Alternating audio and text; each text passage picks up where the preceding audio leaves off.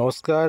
NIOS D.El.Ed নিয়ে গুরুত্বপূর্ণ খবর যে এনআইওএস ডিএলএড মামলা যেটা চলছে আজকে শুনানি ছিল, তো সেটা কিন্তু আবারও আগামীকাল শুনানির ডেট পড়েছে।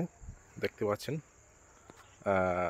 আগামী 5ই March 2025 Kaushik Das versus the State of West Bengal connected matter. যে এনআইওএস ডিএলএড যারা 2022-এর রিক্রুটমেন্টে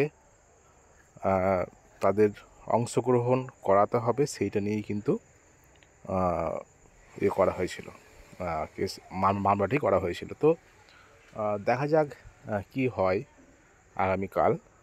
এনআইওএস যারা ক্যান্ডিডেট ছিলেন, যারা 2022 রিক্রুটমেন্টে অংশ নিয়েছেন, তারা কি চাকরি পাবে কি পাবে না সেটা কিন্তু পরবর্তী সময় জানা যাবে।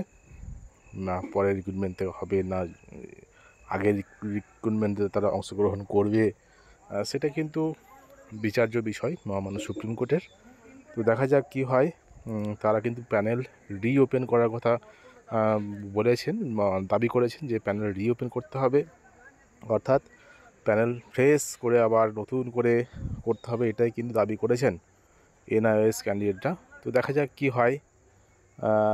সেক্ষেত্রে কিন্তু অনেক সমস্যার সৃষ্টি হবে, যদি সেটাই যদি করতে হয় অনেক সমস্যার সৃষ্টি হবে। যারা চাকরি পেয়েছেন বা যারা ওয়েটিং আছেন, যাই হোক না কেন। তো দেখা যাক কি হয় আগামীকাল। খুবই গুরুত্বপূর্ণ একটা মামলা, এনআইওএস মামলা। আগামীকাল কী শুনানি হয় আমরা দেখব।